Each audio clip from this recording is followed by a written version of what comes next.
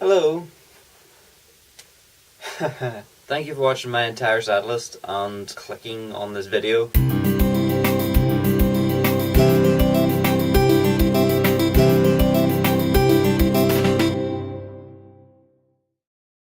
Alright, this video is going to be broken up into sections. It'll be my audio recording equipment and techniques. And then I'm going to talk about my video editing, cameras and all that detailed stuff. And then I'll be going over my drum kit. So I'll be slapping links so you can jump to whatever you want. But hey, I'm just going to read over my notes.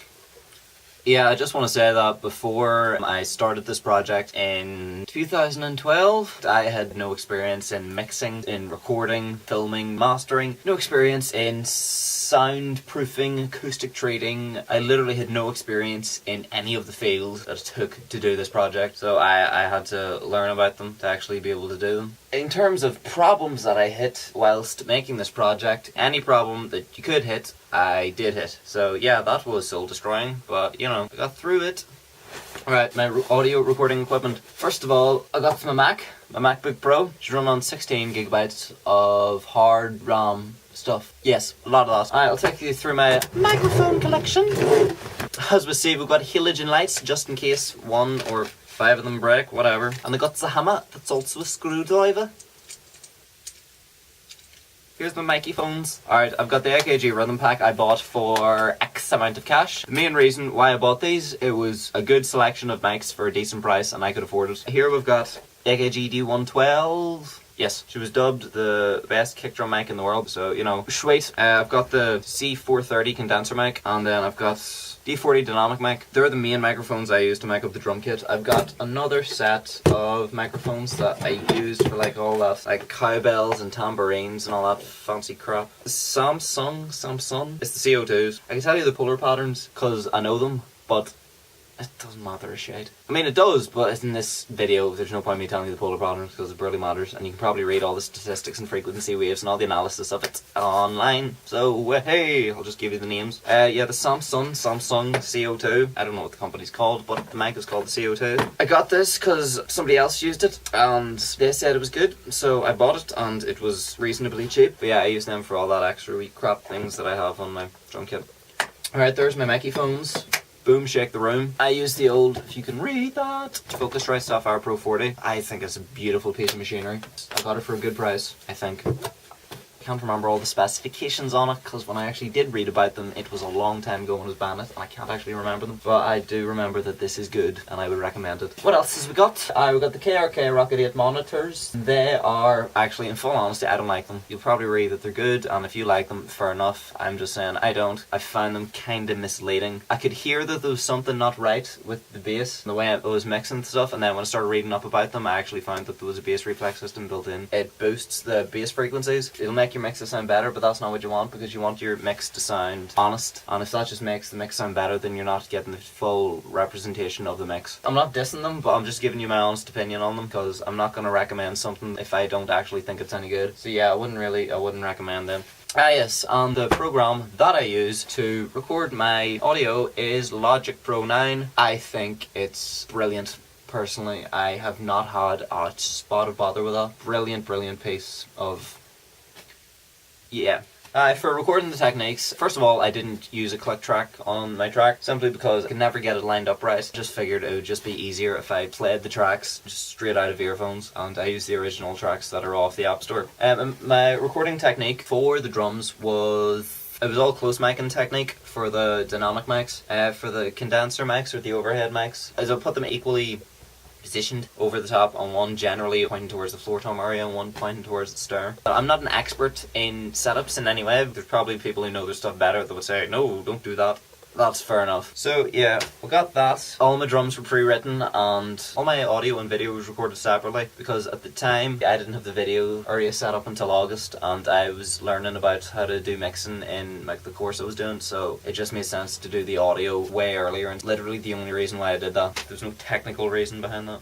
Alright, mixing techniques for whenever I was mixing my audio tracks. Actually, the very first thing I did was I had to EQ the original audio track that I was playing with so that I could cut room in it to make room for my drums. For these tracks, I put cuts, generally the areas that like kick and snare and stuff was in. It wasn't a set formula, and for each song I kind of had to adjust them. For my mixing of the drums of my EQs, for my kick drum, I'd found that boosting the kick drum at the 1K mark, because I found that it cut through the track and you could hear it so it didn't get lost. That was just something I found worked. On the toms, I spent most of my time cutting. EQ on the snare, I always tried to give it a bit of a boost around the 6K mark, just because I felt it made it brighter. The only catch was the spill from the hi-hat, and if you boost the high end of the snare, you're boosting the hi-hat. Mixing on the overheads, I added a high pass filter. I just brought that up until I got rid of the muddiness and just give a nice airy sound to the cymbals, and then I added a boost at about 13,000 Hz just to give a nice brightness. Other plugins, I generally just use EQs and compressors. I use compressor on the kick and the snare just to give them more of a punch. I didn't really use them on toms that much. Occasionally I did, but generally didn't. Reverb, I didn't use a lot of reverb, especially on the snares. You might think they're too dry, but I thought they were alright. I think I tried to use reverb on the overheads a little bit. On the tattoo track, I used a redonkulous amount of reverb. I stayed away from noise gates. I tried using them at the start, but I felt that it numbed the smack of the track. Instead of getting a good smack, you were getting a bit of a... but one thing I learnt on mixing, that it's easy to get a good sound through monitors because you're hearing everything. The most important mixes are the sounds you hear coming through your laptop, coming through crappy earphones, coming through your phone. They're the most important mixes because they're the most frequently used. A rule that I made up in my own head was, if your mix that sounds good through monitors sounds bad through like laptop speakers, your mix is bad. You have to compromise it so it sounds good throughout all the speaker platforms. Yeah, a good mix is just compromise. For mastering techniques, I just wanted to get to a good level, whereas like that sounds a lot better than the mix. For the mastering, I had my drums mixed, but I wanted the mastering to strengthen the actual song, you know, fatten and brighten it up, and, you know, make the vocals shine through, but keep it all so nothing's like sticking out. So to do that, I did EQ boosts at around 500 just to thicken up like just the guitars and the bass, and then applied another boost at around 2000 Hz just to bring the vocals out in the mix. These are very small boosts, so maybe like 1.5 dB each. For some tracks, I maybe had an extra one in a different area depending on the track, but it was just that kind of region. The main plugins I used for mastering, again I did this all in Logic because I have it, but I used a multipressor just because you can compress different parts of the track without affecting other parts. So for that I just really focused on boosting the mid ranges, and then maybe compress the high end if I found the cymbals and stuff were just like annoying. I used the add limiter to boost the volume of the track, and then I added a limiter on the top so it wouldn't ever peak. Even if the loudest part, it would never go past that amount and absolutely wreck somebody's earphones, which is kind of an essential thing to do. That's my main recording techniques and stuff, as far as I'm aware. Right, my cameras are... This is a Toshiba Camilio, and then the other camera is the one that I'm using to film this. So yeah. I actually don't like this camera. It's shot in a much lower quality than that one. Like, it says that my videos were recorded in 1080p HD, and I really don't think they were. That is the Toshiba Camilio, and I think that one is the Sanyo Xacti, X-A-C-T-I, whatever way you want to pronounce that. That camera's alright, but I had to keep it plugged in. My video techniques now. Oh, the joys of video techniques! Filming techniques that I used whilst recording this project. Alright, I used the two cameras and I had them placed at 2 angles each. The lighting was set up first and then the angles were decided based around the lighting. I had to get help deciding on what angles were going to be used. So I had to sit on the drum kit and then get angles taken around the kit at the 3 different levels. So like a high shot, a medium shot and low shot the whole way around the kit, so I could decide which ones were going to be used. I made an active decision to not include the microphones in my videos, simply because I didn't want to have them just there for show. I don't like that whole professionalism type of vibe, because it just seems really cliched and overused and really boring.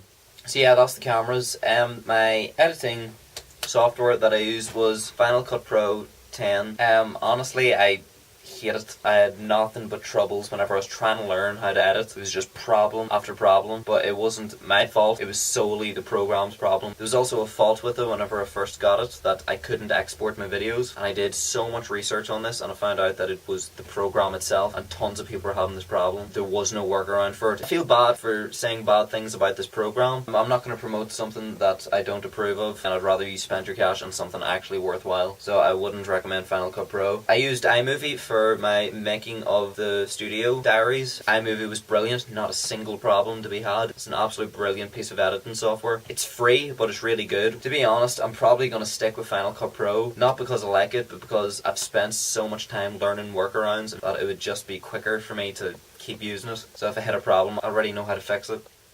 For the video mastering, I didn't even know the concept existed. I had my videos edited and the coloration was completely off, and I didn't find out about the process of video mastering until October. By that point I already had more than half the videos edited and done. I only found out about it whenever I sent a couple of final edits to my friend Rory, and he watched them. But after that he kind of showed me how to, edit stuff. We were talking to each other on a phone, and I'd be sitting doing something and I'd take a screenshot of it and send it on Facebook. He would look at it, tell me what it was, and then I'd sit and change it. So that was a very, very long process of learning how to master, simply because 2 different countries.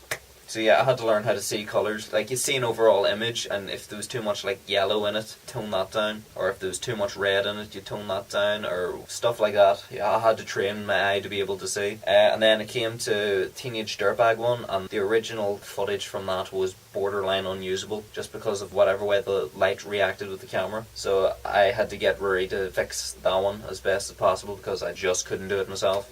Alright, my drumming equipment. I'm going to lift the camera for this one.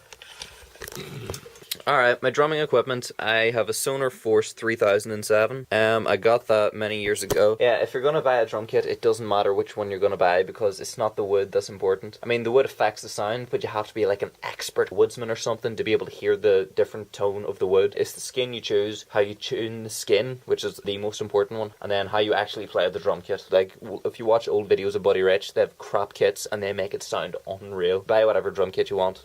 Doesn't matter. So yeah, I've got the Sonar Force 3007. I've got Remo skins. I think it's got Emperor X and then coated Emperors here. I think I've got pinstripes on the bottom. They're my skins, and then that's just 14 snare, 12 tom, 14 floor, and that's probably like a 16 or an 18 or something. My cymbals are Zildjian, because I absolutely love Zildjian cymbals. I just wouldn't play with any other ones unless they're Zildjian.